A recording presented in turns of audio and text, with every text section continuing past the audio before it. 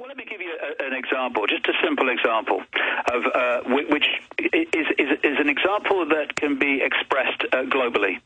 One of the appalling, horrific things that's going on in the world, again, part of the agenda, is for social services and police to steal children from their parents in extraordinary numbers now in America, all over the world, in Britain, on the basis of fake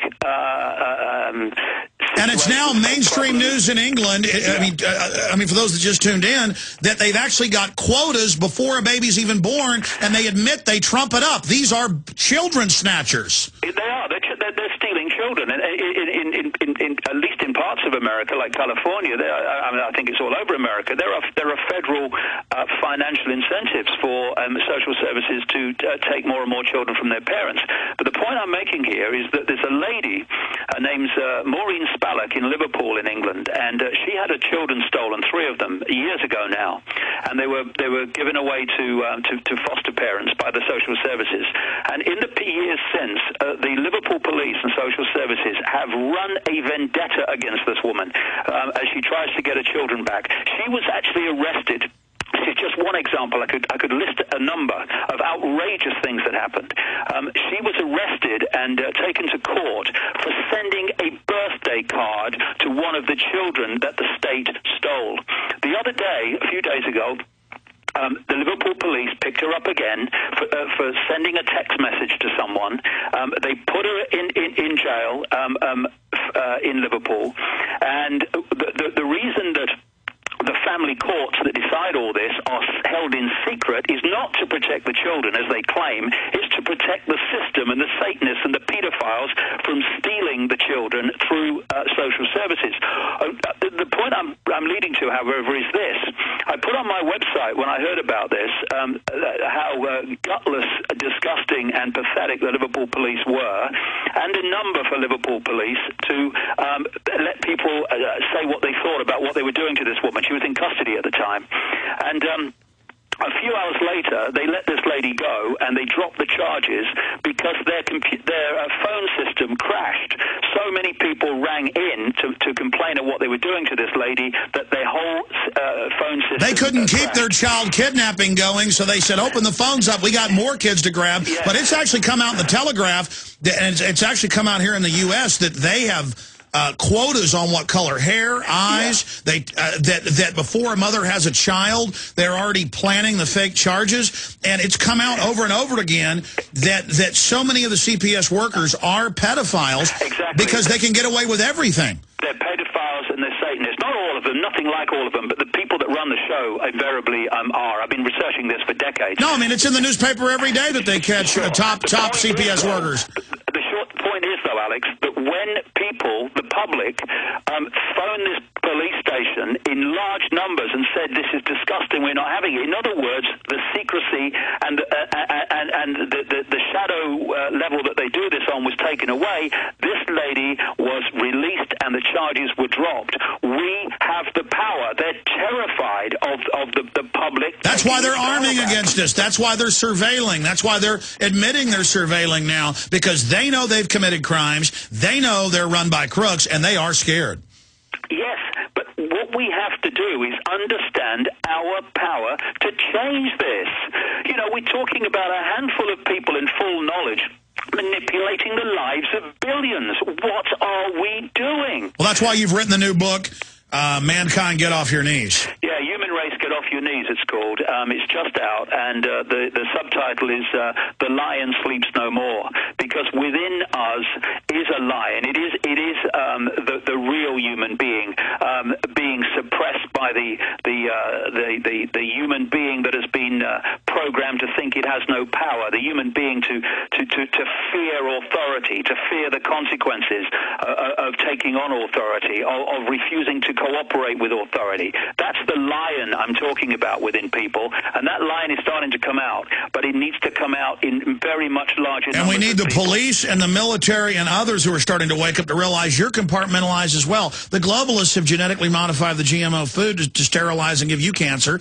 They add the chemicals of the water to sterilize you and give you cancer. We have all the government documents we've covered. Even Fox News reported yesterday that Maryland has banned the bisphenol A that they're putting in the plastic products that does sterilize men. I mean, the White House science czar admits they're doing this. You are under attack, too.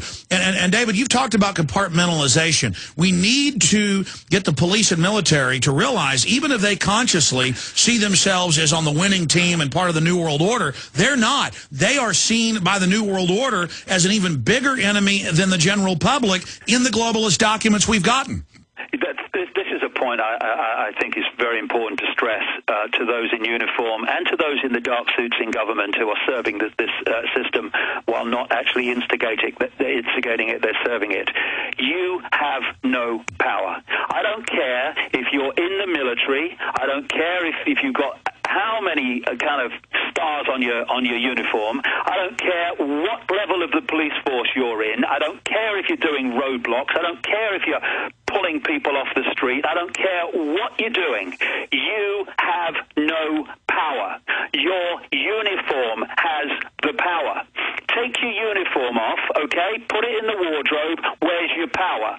Go and get another job without that uniform. Where's your power? You have no power. You are employed to animate that uniform, which is an extension of the state, and that's all you are, and therefore you are expendable. While you give your soul away, while you give your mind away, while you give your morals and decency away, advancing this fascist dictatorship, you will be okay with the fascists that you're serving. But your children and your grandchildren have to live in the world you are creating. And one day you're going to have to understand that, and I don't envy you that moment, because it's going to be horrific when it dawns upon you the world that you've actually created. The people in uniform and the dark suits that administer the system while not being the originators of it, they have to start breaking ranks, okay? Get some backbone, open your mind, look at what's going on, and get some frickin' backbone before you administer and impose and enforce a world that will be grotesque for your children and grandchildren. In fact, not even that, for yourself. Yeah, you're not going to have to wait now for your kids to be destroyed. No, you're not. Absolutely. And David, very well said there. I want to try to keep you 5 minutes into the next hour before Sheriff Richard Mack, so we have as much time as possible to go over issues. But I really do see the denial lifting. People, a lot of them don't have even a partial view of what's going on, but they know something's wrong. And that's why I challenge people to don't expect you're going to save the world by yourself or overnight. Hollywood pushes that image of Arnold Schwarzenegger or John Wayne saving everybody. And people always look to me, they look to you, others, Ron Paul, you've got to save us. No, it's that act of defiance, that act of awakening, that act of courage. Resistance is victory, and it's understanding the enemy, and it's everybody speaking out. One little cricket isn't very loud, but you get a field of those, it is a deafening roar, and we're a lot bigger and more powerful than a cricket, and we've all just got to do little things every day and realize what's going on, and this system will come to a halt, and they know that, and they are desperate to throw us into a crisis, to make themselves matter, to make us beach ourselves on their government, on their corporate structure. And so many people within their system are starting to defect. So many people that have become powerful off their system call me, contact me, talk to me off record, and they say, I wish I would have known this. So many people that even work for the system are compartmentalized, and now through my broadcast, your work, and others, they can finally see the larger paradigm around them from the cog that they filled. And so by getting that full spectrum analysis, they can then see the full spectrum dominance that the globalists have built. I mean, Rothkopf, who we had on the show, who wrote Superclass, says there's less than 6,000 people that rule the world and only 20 families that they serve. So this is now admitted publicly, and we can defeat these people. We must defeat these people. I've got two words to say. Kindra Arneson, who's come out and done so much great work exposing what BP are doing in the Gulf of Mexico, and how the whole cleanup stuff is a sham, how the fishermen and other people are being exploited and treated appallingly. Now they've lost their way of life. They have to serve BP. And BP's not sending them checks. That was yeah. She is a shining light of what can be done. A few days ago, a week or so ago, she was a mother, and now she's standing up to these people and doing a magnificent job. And anybody can do it. It's just and if they arrest her, it's going to backfire. And if they arrest her, it's going to backfire.